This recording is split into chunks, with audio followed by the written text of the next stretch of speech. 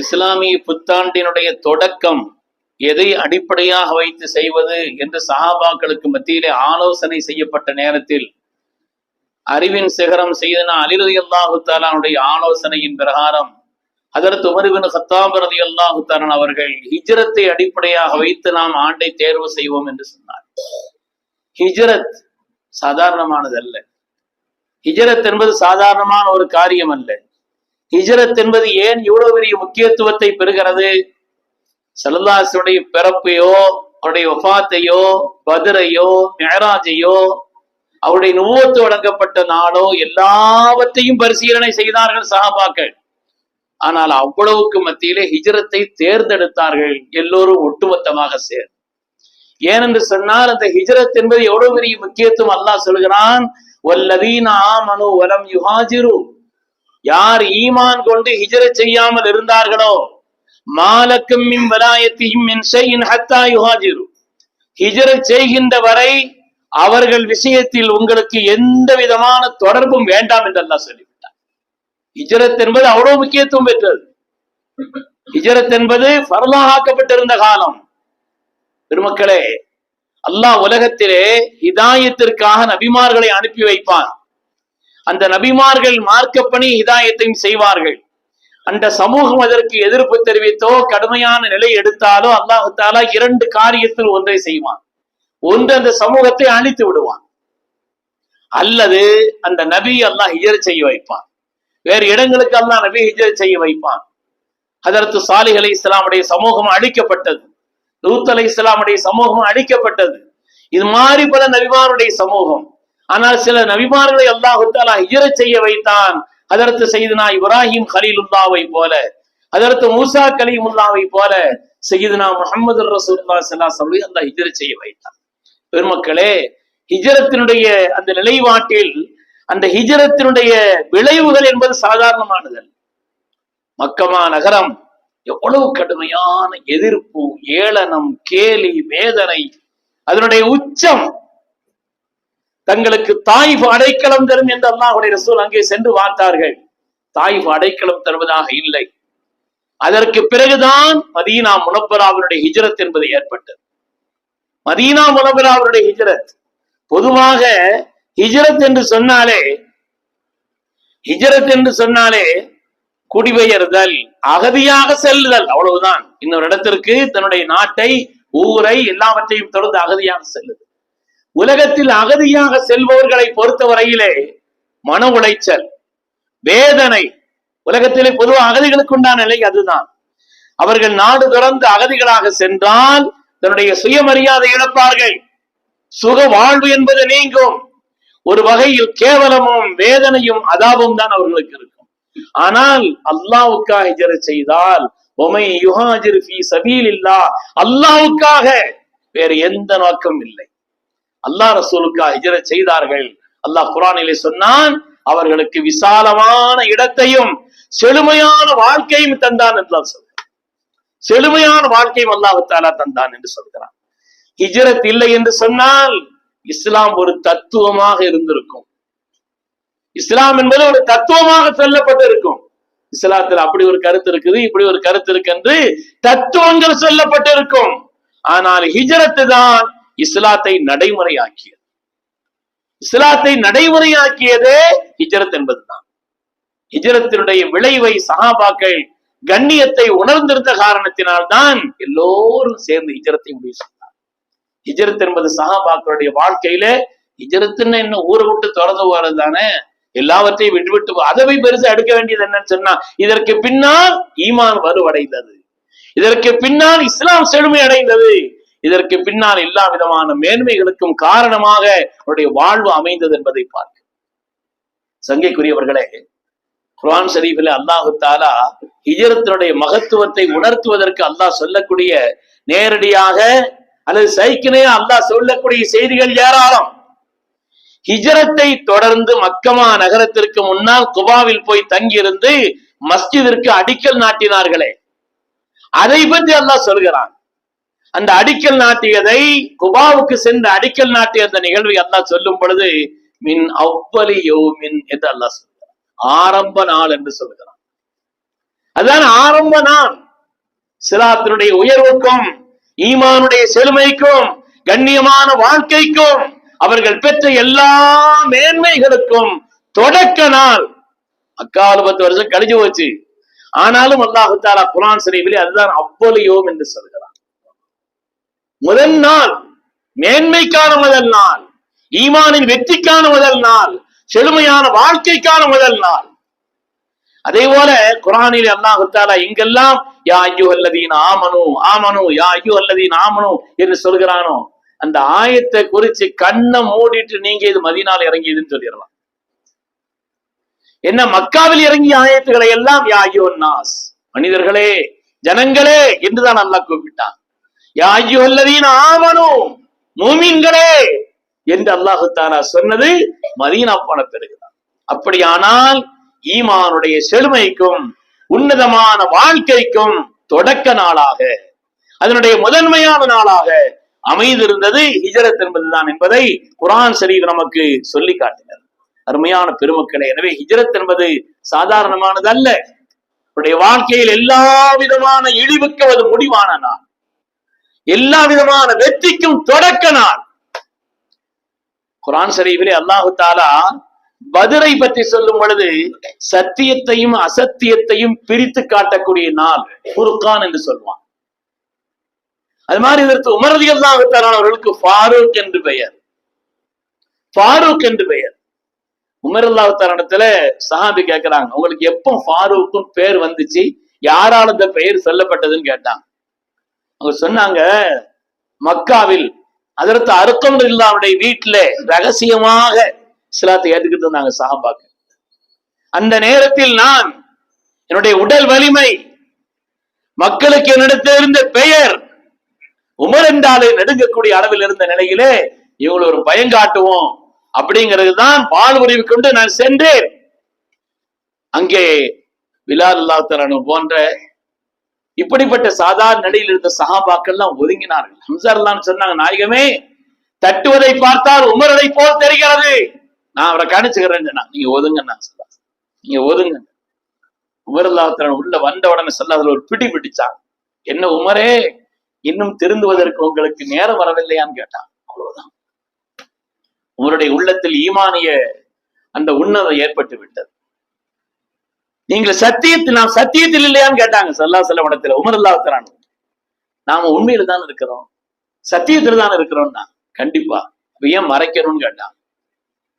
ஏன் மறைக்க வேண்டும், பாருங்கள் இஸ்லாத்தை பகிரங்கமா சொல்லுவோம் என்று சிங்கங்களாக பெறப்பட்டார்கள். அதற்கு ஹம்ஸா ரலியல்லாஹு தஆலா அவர்களும் அதற்கு உமர் ரலியல்லாஹு தஆலா அவர்களும் மக்காவிலே காபாவிலே போய் நின்று ஜமாத்தாக தொழுது இஸ்லாத்தை பகிரங்கமாக ஆக்கியது.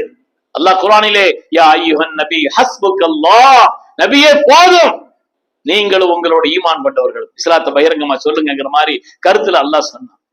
அந்த புனிதமான இடத்திற்கு சென்ற அந்த நேரத்தில் தான் ஸல்லல்லாஹு அலைஹி வஸல்லம் அவர்களால் உமர் ரலியல்லாஹு தஆலா அவர்களுக்கு, உங்களுக்கு உமர் என்பது மாத்திரமல்ல, நீங்கள் ஃபாரூக் என்று பெயர் வைத்தார். சத்தியத்தையும் அசத்தியத்தையும் பிரித்து காட்டக்கூடிய ஆற்றல் உள்ளவர் என்று பெயர் வைத்தார். அந்த ஃபாரூக் சொல்கிறார்கள், அந்த ஃபாரூக் ஏன் நான் ஹிஜ்ரத்தை தேர்ந்தெடுத்தேன்? கலீஃபாவாக இருக்கும் பொழுது பலர் ஆலோசனை சொன்ன நேரத்தில் வேறு எதையாவது ஒன்றை தேர்ந்தெடுப்பதை விட ஹிஜ்ரத்தை ஆண்டின் தொடக்கமாய் ஏன் தேர்ந்தெடுத்தேன் என்று சொன்னால், ஃபைனல் ஹிஜ்ரத துஃபர்ரிகு பைனல் ஹக்கி வல் பாத்தில்.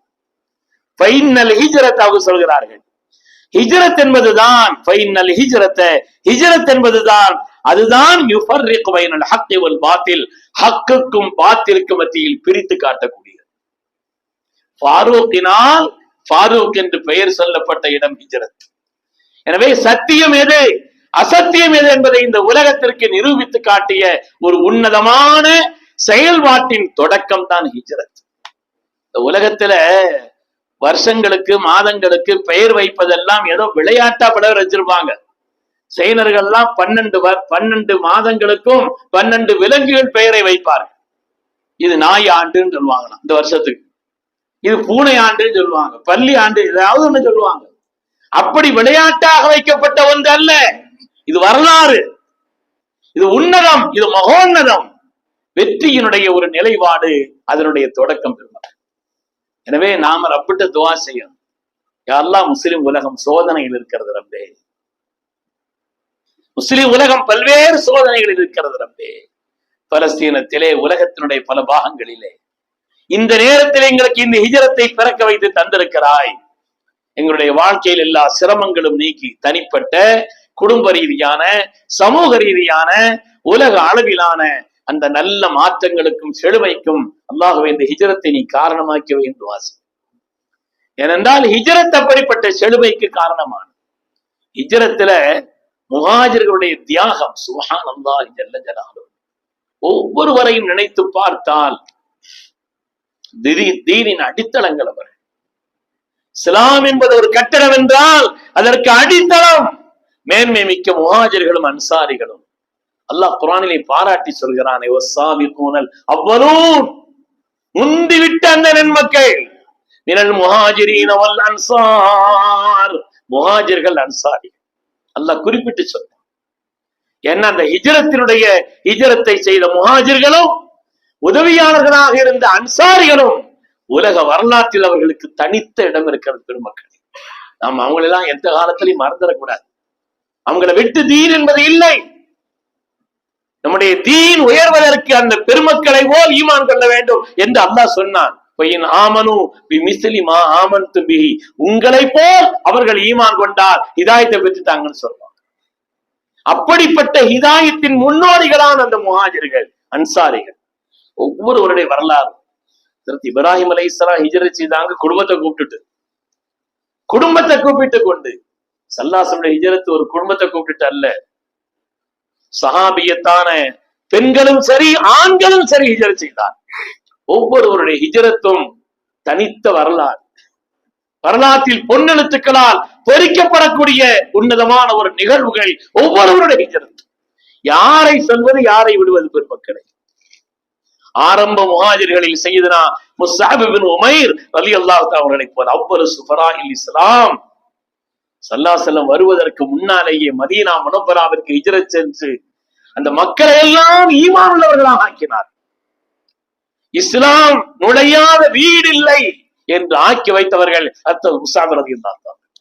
முக்ரி என்று பெயர், ஓதி கொடுப்பவர்கள், எல்லோரையும் மார்க்கம் தெரிந்தவர்களாய் ஈமானோடு ஸல்லல்லாஹு அலைஹி வஸல்லம் வர்றாங்க. தலஅல் பத்ரு அலைனா, எல்லோரும் சேர்த்து வரவேற்கிறார். ஊருக்கு வெளியிலே சென்று நபி அவர்களை அவ்வளவு பேரும் ஈமான் கொண்ட நிலையிலே, உலகத்திலே எல்லா இடத்திலையும் ஈமான் இல்லாத இடத்திலையும் போய் வேலை செய்வாங்க. ஆனால் கண்ணியமிக்க முஹாஜிர்களான அந்த முஹாஜிர்களுடைய நிலை தியாகத்தினுடைய ஒரு வெளிப்பாடு. முஸ்அப் ரலியல்லாஹு தஆலா மதீனாவை இஸ்லாம் ஆக்கிட்டாங்க, அந்த பூமிக்கு வந்தார். பெருமக்களே, ஆரம்ப முஹாஜிரான சய்யிதுனா முஸ்அப் சொல்லுங்க ரலியல்லாஹு அன்ஹு, ஆரம்ப முஹாஜிர் இந்த தீனுக்காக ஈமானுடைய உணர்வை, மார்க்க பக்தியை, இறை அச்சத்தை மதீனாவில் புகட்டி அவர்களை எல்லாம் முஸ்லிம்களாக ஆக்கி வைத்ததிலே முன்னோடியானவர் அதற்கு சய்யிதுனா முஸ்அப் ரலியல்லாஹு தஆலா. முஸ்அப் ரலியல்லாஹுடைய வரலாறை கண்ணீர் சிந்தாமல் படிக்க முடியாது, கண்ணீர் சிந்தாமல் படிக்க இயலாது. பெரும்பணக்காரர், உயர்தரமான அத்தனை வாசனை திரவியம் போடக்கூடியவர், உயர்தரமான வாசனைக்கு சொந்தக்காரர். உஹதிலே ஷஹீதாக்கப்பட்டு கிடக்கிறார்கள். தலையை மூடினால் கால்பாக வெளியிலே தெரிகிறது. ஸல்லல்லாஹு அலைஹி வஸல்லம் அட வைத்தவர்கள். காலை மூடினால் தலைவாகம் தெரிகிறது. தீனுக்காக அவ்வளவு செய்தவர்கள். ஸல்லல்லாஹு அலைஹி வஸல்லம் தலையை மூடிவிட்டு காலில இலைகளை கொண்டு அதை மூடி வையுங்கள் சொன்னார். பெருமக்களே, அவங்களுடைய தியாகம் என்பதெல்லாம் சாதாரணமான முதல் முஹாஜிர்களிலே முன்னோடிகளிலே உள்ளவரது செய்தனா முஸ்அப் ரலியல்லாஹு தஆலா அவர்கள். அதே போல முஹாஜிர்களிலே சொத்து முழுவதையும் அல்லாஹ்வுக்காக எல்லாவற்றையும் நான் உங்களுக்கு வழங்கி விட்டேன், தந்து விட்டேன், என்ன விட்டுருங்கன்னு ஹிஜ்ரத் பண்ணாங்க. அவங்க விஷயத்துல ஆயத்தல்லாஹ் இறக்கிட்டான். அல்லாஹ்வுடைய பொருத்தத்தை நாடி எல்லாவற்றையும் கொடுத்து விட்ட பெருமக்கள். ஸல்லல்லாஹு அலைஹி வஸல்லம் மதீனாவுல சோபனம் சொன்னாங்க, ரபிஹ சுஹைப், ரபிஹ சுஹைப், சுஹைப் லாபம் அடைந்து விட்டார். தன்னுடைய வியாபாரத்தில் லாபத்தை பெற்றுவிட்டு சொத்து முழுவதையும் எல்லாவற்றையும் கொடுத்து விட்டு போனவர்கள் சய்யிதுனா சுஹைப் ரலியல்லாஹு தஆலா ஹிஜ்ரத்திலே. அது மாதிரி ரகசியமா ஹிஜ்ரத் செய்த நிலையிலே பகிரங்கமா ஹிஜ்ரத் செய்த உமர் ரலியல்லாஹு தஆலா அவர்கள். ஹிஜ்ரத்துல 4 கலீஃபாக்களுக்குமே தொடர்பு இருக்குது. ஹிஜ்ரத்தின் பெயர் வச்சவங்க, ஹிஜ்ரத் பெயரை தேர்ந்தெடுத்தவர்கள் உமர் ரலியல்லாஹு. ஹிஜ்ரத்தோ ஸல்லல்லாஹு அலைஹி வஸல்லம் இருந்தவர்கள் சித்திகுல் அக்பர் அவர்கள். ஹிஜ்ரத்தின் பெயர் வைத்தவர்கள், பகிரங்க ஹிஜ்ரத் செய்தவர்கள் உமர் ரலியல்லாஹு தஆலா அவர்கள். உமர் ரலியல்லாஹு தஆலா அவர்கள் ஆரம்பமாக மதீனாவிற்கு முன்னாலேயே ஸல்லல்லாஹு அலைஹி வஸல்லமால் அனுப்பி வைக்கப்பட்டு அபிசீனியாவுக்கு ஹிஜ்ரத் செய்தவர்கள் சய்யிதுனா உஸ்மான் கனி ரலியல்லாஹு தஆலா அவர்கள். தான் ஹிஜ்ரத் புறப்படுகின்ற நேரத்தில் தன்னுடைய அமானிதங்களை எல்லாம் மக்களிடத்தில் ஒப்படைத்து விட்டு என்னோடு ஹிஜ்ரத் வந்து சேருங்கள் என்று அல்லாஹ்வுடைய ரசூலால் கட்டளையிடப்பட்டவர்கள் இதற்கு அலிநாயகம் அவர்கள். 4 கலீஃபாக்களுக்கு தொடர்பு இருக்குது ஹிஜ்ரத். எல்லாவற்றையும் திறந்து செல்கிறார்கள். சய்யிதுனா சுஹைப் ரலியல்லாஹு தஆலா அவர்கள் பகிரங்கமாக அறிவித்து விட்டு, யாராவது தன்னுடைய குழந்தையை அனாதையாக்க வேண்டும் என்று நினைத்தால் வாருங்கள், பகிரங்கமா வாருங்கள், அவ்வளவு பகிரங்கமா அறிவிச்சுட்டு ஹிஜ்ரத் போனவங்க தீரரான ஹஜ்ரத் உமர் இப்னு கத்தாப் ரலியல்லாஹு அன்ஹு. ஒவ்வொருடைய வரலாறு அல்லாஹ் குர்ஆன் ஷரீஃபில் ஒரு பெண்மணியினுடைய வரலாறை சொல்வான். உம்மு குல்சூம் பின்த் உக்பத் பின் அபி முஈத் ரலியல்லாஹு அன்ஹா அவர்கள். அவங்களுடைய ஹிஜ்ரத் வித்தியாசம். தன்னந்தனியா ஹிஜ்ரத் போனாங்க. ஒரு பெண்மணி தன்னந்தனியாக சென்றார்கள். மக்காவில் இருந்து நடந்தே சென்றார்கள். ஹிஜ்ரத் போனவங்க பயணத்துல போயிருக்கிறாங்க, கூட்டா போயிருக்கிறாங்க. ஆனால் தன்னந்தனியாய் நடந்தே மக்காவிற்கு இருந்து மதீனாவிற்கு சென்ற பெண்மணிதான் அன்னை உம்மு குல்சூம் பின்த் உக்பத் பின் அபி முஈத். மக்காவினுடைய கடும் எதிரிகளில் ஒருவரான உக்பத் பின் அபி முஈத் மகள்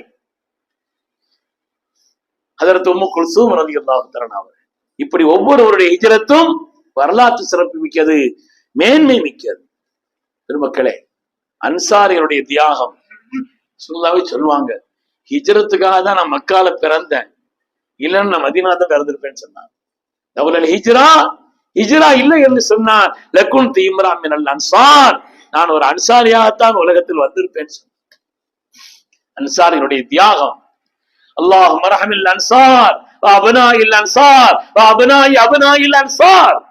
யா அல்லாஹ், அன்சாரிகளுக்கு நீ கருணை செய் ரஹ்மானே, உன்னுடைய மக்களுக்கும் சந்ததிக்கு கருணை செய்து துஆ செய்யலாம். என்ன உலகத்தில் அப்படி ஒரு உதவி இதுவரை யாராலும் எந்த ஒரு நிலையில் செய்யப்படாத அளவுக்கு உண்டான மகத்தான உதவியை இந்த உம்மத்திற்கும் தீனுக்கும் செய்தவர்கள் சங்கை மிக்க அன்சாரிகள்.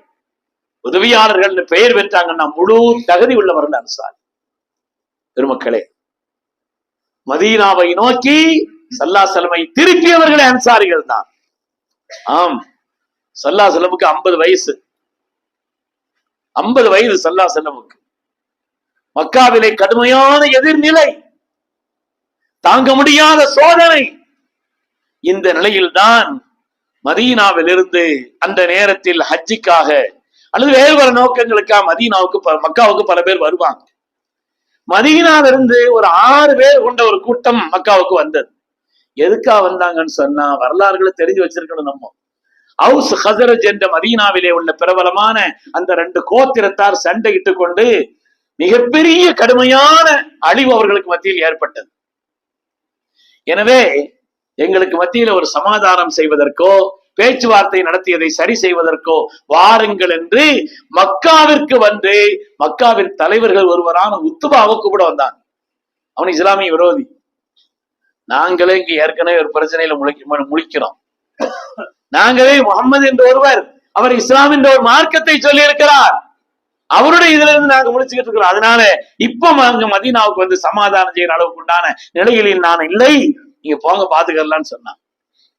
அந்த நிலையில்தான் இந்த 6 பேரை சந்திக்கிறாங்க ஸல்லல்லாஹு அலைஹி வஸல்லம். சந்திச்ச உடனே தான் அந்த 6 பேரில் ஒருவர் செய்தனா அஸ்ஸஅத் இப்னு ஸுராரா ரலியல்லாஹு தஆலா, மதீனாவின் மணிவிளக்கு, தீனின் சுடரை மதீனாவில் ஏற்றுவதற்கு காரணமானவர்களில் ஒருவர் செய்தனா அஸ்ஸஅத் ரலியல்லாஹு தஆலா. முதல் ஜும்ஆவை நடத்தி வரும் அவர்தான். உலகத்துல ஜும்ஆவை நடத்தி வரும் அவர்கள் தான். இந்த அஸ்ஸஅத் இப்னு ஸுராராவுக்கு ஒரு பொறி தட்டுச்சு. அடிக்கடி இந்த வேதக்காரர்கள் சொல்லிக் கொண்டிருப்பார்களே, கடைசி நபி அவர்கள் உலகத்திற்கு வர இருக்கிறார்கள், அவங்க வரட்டும், அவங்களோட சேர்ந்துட்டு நாங்க அவங்கள விடமாட்டோம்னு சொன்னாங்களே என்று ஒரு பொறி தட்டியது. அந்த நேரத்தில் உடன் வந்தவர்களிடத்தில் சொன்னார், இவங்களுடைய சொல்ற அடையாளங்களை எல்லாம் பார்த்து அந்த கடைசி நபி மாதிரி தெரிகிறது, நாம அவங்களுடைய கரம் பற்றி பைய செய்வோம், ஈமான் கொள்ளும். நாம வேற வேலையா வந்திருக்கோம், இன்னொரு தடவை பாப்பன்ட்டாங்க மத்தவங்க எல்லாம். நாம இப்ப வேற ஒரு வேலையால வந்திருக்கிறோம், இன்னொரு தடவை பாப்பன்னு சொன்னாங்க. தாமதிக்க இயலாதுன்னு சொல்லி முதலாக அவ்வளவன் பாயால் இஸ்லாம் ஸல்லல்லாஹு கரம் பற்றி இஸ்லாத்தை ஏற்றவர்கள் அதில் செய்த அஸஅத் இப்னு ஸுராரா ரலியல்லாஹு அன்ஹு. அந்த அஸஅத் இப்னு ஸுராரா 6 பேர், அவங்க போய் அங்க போய் சொல்லி அடுத்த வருஷம் 12 பேர் வந்தாங்க, அதுக்கு அடுத்த வருஷம் 75 பேர் வந்தாங்க. வந்தவர்களில் ஒவ்வொருவரும் ஒவ்வொரு வித்தியாசமான தனி வரலாற்றுக்கு சொந்தக்காரர். இந்த வந்தவர்களிலே ஒவ்வொருவரும், அதிலே நசீவான் ஒரு பெண்மணி, ஆண்கள் அவ்வளவு இருப்பதை போல பெண்களிலேயும் அப்படித்தான். அம்மாரா என்று பட்டப்பெயர் சொல்லக்கூடிய நசீபா என்ற ஒரு பெண்மணி ரலியல்லாஹு அன்ஹா. ஸல்லல்லாஹு நீங்க வாங்க, உங்களுக்கு பாதுகாப்பாக நாங்கள் இருப்போம், யாரும் உங்களை வந்து எதுவும் செய்ய முடியாத அளவிற்கு நாங்கள் உறுதுணையாக இருப்போம்னு சொன்னாங்க. உறுதுணையாக இருந்தாங்க. உஹது யுத்தத்திலே ஸல்லல்லாஹு அலைஹி வஸல்லம் எதிரிகள் அவ்வளவு சூழ்ந்து விட்டார்கள். நாங்கள் நபியிடத்தில் பையத் செய்திருக்கிறோம் அவர்களை பாதுகாப்பதாக என்று சொல்லி அன்னை அம்மாரா ரலியல்லாஹு அன்ஹா ஸல்லல்லாஹு அலைஹி வஸல்லம் சுற்றி எந்த விதமான அம்பு வந்தாலும் அவர்களை நோக்கி வந்தால் தன் மீது தாங்கிக் கொண்டிருந்தார். சொல்றாங்க, மல்தஃபத்து யமீனம் வசிமானா, வலப்புறம் இடப்புறம் எங்கு திரும்பினாலும் அவர்களைத்தான் பார்க்கிறேன் சொன்னாங்க. அம்மாராவை பார்க்கிறேன் சொன்னாங்க. மேனியிலிருந்து அந்த அம்பு தைத்து ரத்தம் வழிந்தோடி கொண்டிருக்கிறது. ரத்தம் வழிந்து ஓடிக்கொண்டிருக்கிறது, ஏராளமான காயங்கள். ஸல்லல்லாஹு அலைஹி வஸல்லம் அவங்களுடைய மகனாரை அழைத்தார், தாயை கவனிங்க, உங்களுடைய ரத்தத்திற்கு கட்டு போடுங்கள் என்று சொல்கிறார். இந்த சட்டத்தை கேட்டாங்க ஸல்லல்லாஹு அலைஹி வஸல்லம். அவங்களுடைய இந்த சட்டத்தை அம்மாரா கேட்டாங்க. இந்த கேட்ட உடனே ஸல்லல்லாஹு சத்தத்தை கேட்ட உடனே அல்லாஹ்வுடைய ரசூலின்பால் திரும்பி அவர்கள் சொன்னார்கள், யா ரசூலல்லாஹ் உதுல்லாஹ் அன் நுராஃபிகக ஃபில் ஜன்னah. ஒரு ஆசைதான் எங்களுக்கு நாயகமே, ஒரே ஒரு கோரிக்கை தான் நாயகமே, நாங்கெல்லாம் சொர்க்கத்துல உங்களோட இருக்கணும்னு சொன்னாங்க. அதுக்காக துஆ செய்யுங்கன்னு சொன்னாங்க. உதுல்லாஹ அன் நுரா அல்லாஹும்ம ஜஅல்னி. அல்லாஹ்வுடைய ரசூல் கையேந்திட்டாங்க உடனே, யா அல்லாஹ் இவர்களை எல்லாம் சொர்க்கத்தில் என்னோடு சேர்த்து வைன்னு சொன்னாங்க. போதும் நாயகமே, எங்களுக்கு இது போதும்னு சொன்னாங்க. திருமக்களே, அந்த அன்சாரிகளுடைய தியாகம் என்பது சாதாரணமானது அல்ல. இந்த அன்சாரிகளுடைய வரலாறுகளை நாம் படிக்க வேண்டும். ஒவ்வொருவருடைய வரலாறு ஸல்லல்லாஹு அலைஹி வஸல்லம் நிகழ வைத்தவர்களிலே செய்தனா ஸஅத் இப்னு முஆத் ரலியல்லாஹு தஆலா உலகத்துல இஸ்லாமிய வரலாற்றில் சில பிரசங்கத்தை முக்கியமானதாக எடுக்கலாம். ஸல்லல்லாஹு அலைஹி வஸல்லம் ஹஜ்ஜத்துல் வதாஇல் செய்த பிரசங்கம், ஸல்லல்லாஹு அலைஹி வஸல்லம் வஃபாத்தான நேரத்தில் சித்தீக்குல் அக்பர் செய்த பிரசங்கம், அது மாதிரி பத்ருக்கு செல்கின்ற நேரத்தில் ஸல்லல்லாஹு அலைஹி வஸல்லம் முன்னிலையிலே ஸஅத் இப்னு முஆத் ரலியல்லாஹு தஆலா செய்த பிரசங்கம் இருக்கிறதே, வரலாற்றில் தனித்துவம் பெற்றது பெருமக்கள். அப்படிப்பட்ட ஒரு தியாகங்களுக்கு பின்னால் இஸ்லாம் செழுமை அடைந்தது, வளர்ந்தோங்கியது, உன்னதத்தை பெற்றது. எனவேதான் அந்த ஹிஜ்ரத்தை இதனுடைய பெயராக, ஆண்டின் தொடக்கமாக வைத்தார். அல்லாஹ் சுப்ஹானஹு வ தஆலா முஹாஜிர்கள் அன்சாரிகளுடைய அந்தஸ்தை அல்லாஹ் உயர்வாக்கி அருள்வானா, அந்தஸ்தை அல்லாஹ் மென்மேலும் அந்தஸ்துள்ளதாக ஆக்கி அருள்வானா. இந்த நன்மக்களோடு நாமும் சொர்க்கத்தில் ஒன்றிணைந்து இருப்பதற்கு அல்லாஹ் நசீபை தந்தருள்வானா. அவர்களை போல் அல்லாஹ் நமக்கு ஈமானை தந்தருள்வானா.